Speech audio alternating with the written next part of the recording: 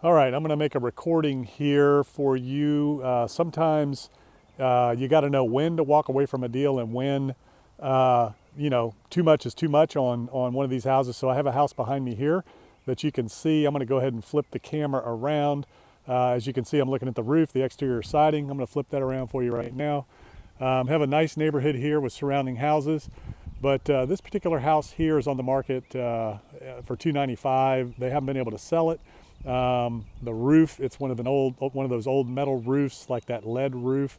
You know, a bank is not going to finance a deal with the roof in that bad a shape. But the rest of the exterior appears to look good. It's got vinyl siding, new vinyl windows. So from the outside, it can be very deceiving. A great neighborhood, lots of older houses surrounding the neighborhood. We have a church right across the street. So it's a great spot. This house would definitely be something that somebody, could make a nice home of.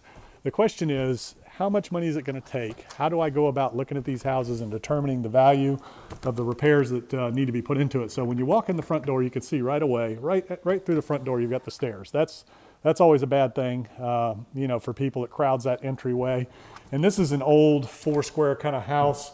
You walk right in, and of course it's closed off hallway, closed off staircase. You've got, what is a living area with a fireplace that's no longer working, which in a lot of these older homes you find that. Fireplaces don't work. It does have a new heat pump system, so that's a good thing. We are on a crawl space, so everything's accessible.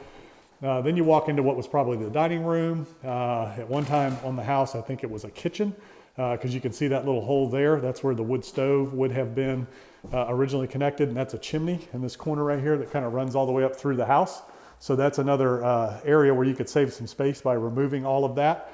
And then back in here we have the kitchen. I think this was all an addition that was added onto the house, just basic, hand-built kitchen like you see in a lot of these houses. The floor obviously is coming up, little tiles on the floor here. We've got a little area here that's a porch entry that kind of goes to where the exterior of the house was, and they built it on. So a lot of additions on this house. We have a laundry room here that was built into the house there. As you can see, it goes through the doorway, so they cut that through, built that onto the house. And then on the outside there, you have what appears to look like a chimney stack going up the outside of the house as well. So we'll continue to go on through. So basically, you've got the kitchen, laundry area.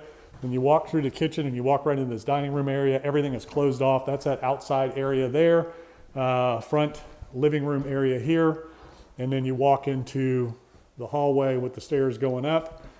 And another little closet area under the stairs, which is always handy. And there's your AC return. Panel box inside the house right here. And we've got a bathroom. We've got one of these old cast steel tubs. These things weigh a ton. If you've had any experience with those, they're a lot of fun to get out of a house, but those are cool. You can do a lot of things with those out in your garden. Got the old school sink. What do you think? You want to keep that little medicine cabinet there? And how about the vanity lights? Is that worth saving? Maybe. There's another little trunk line going through the house there, return line. Got another closet here. Well, that's the door that goes outside to that porch. So we'll go ahead and go upstairs, and these are old plaster walls here. So when I come into a house like this, I like to gut everything down to the studs. Just go ahead and take it all down to the studs, open up the walls, ceilings, everything, so we can go ahead and fix everything. These wood floors have been painted. Could potentially strip these, but they are, kind of up and down. I can feel the floor. You can hear it. I don't know if you hear that creaking, but it moves under the feet. This is one of the bedrooms where the fireplace, I think, came up through the house at one point. This room was connected at one time. They closed it off. You see in a lot of these houses, they were done that way. I mean, this is a pretty typical house here in Charlottesville in a lot of areas. This is another room that was kind of built onto the house. You can see the roof was leaking in here. Also have some roof leak damage here. So the roof has to be pulled off. And like I said, for the retail market, a bank's not going to finance this house with this roof. And in the condition that that's in, they're going to want a new roof put on the house. And got the upstairs here. So the idea would be to open this house up, try to create a first floor master, reconfigure everything down there. You need to put a bathroom up here, or redo this one. There's only 2 bathrooms in this entire house. So this whole bathroom would have to be redone. Got a little tub insert going on there. Looks like we've had, water coming through these windows. All the windows have been replaced, so that's a good thing. But basically, that's what I do when I walk through these houses. I mean, the old trim is neat. It's got the fluted trim and the rosettes and the plinth blocks and all that. Old historic house here. Very typical of the construction that you find in a lot of areas in Virginia with this type of floor plan, this type of architecture, and the stuff built off of it. But unfortunately, it needs some leveling off structurally. It's got some issues. The roof is not good. But overall, when you first walk up to it, other than the roof, you look outside, it looks like, man, this could be a decent house. But then when you get in here and you start looking around at the scale of what needs to be done, so this house, they tried to get it sold for, right around $295,000. They didn't have any luck.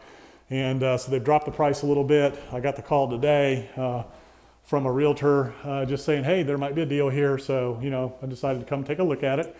And, this house is probably going to need $125,000 worth of work at cost, to get it right, to open it up, and open the walls up, add some bathroom space, redo the kitchen.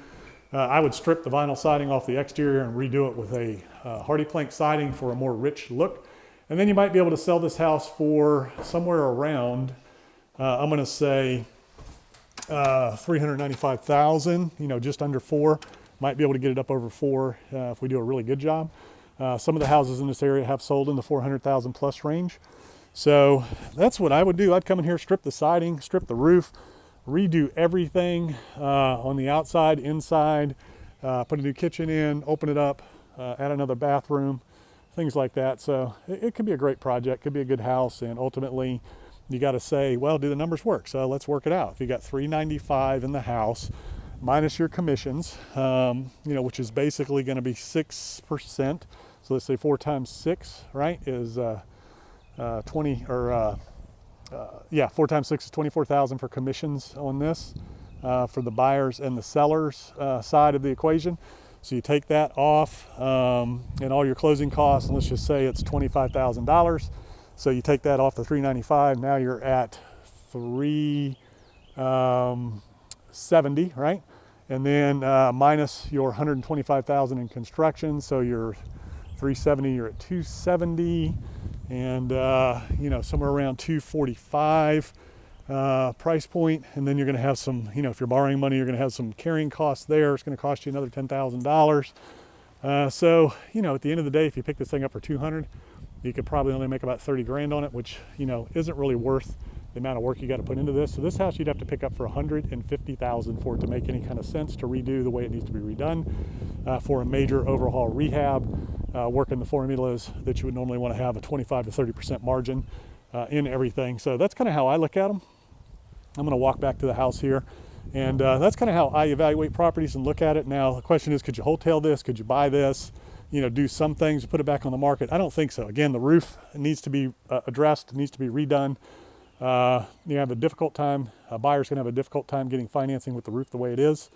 In the interior, it's not bad, it's habitable, but it needs a lot of work, and there's probably some structural issues, there's some leaks, things like that that have to be dealt with. The kitchen, you could live with that, make it work, but anyways, I would want to do a complete rehab. I would not want to do a wholesale retail sale where you just buy it, fix it up a little bit, put it back on the market.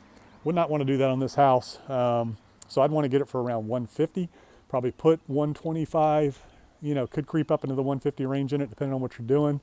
So you're in it for about 300, and then try to sell it for 395, somewhere in there, minus commissions and everything. And that works. You got a $50,000, $75,000 cushion, right, for carrying costs, commissions, things like that. So that's how I value these types of projects.